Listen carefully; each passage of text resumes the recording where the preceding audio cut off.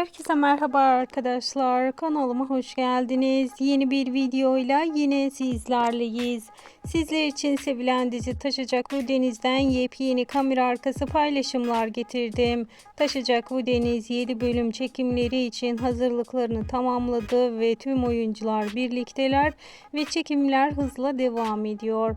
Taşacak Bu Deniz'in sevilen oyuncuları Burak Yörük, Ava Yaman, Deniz Baysal, Ulaş Tuna Aztepe birbirinden özel günlük paylaşımlarını sosyal medyada yayınladılar ve ben de bugüne özel sizlere ilettim.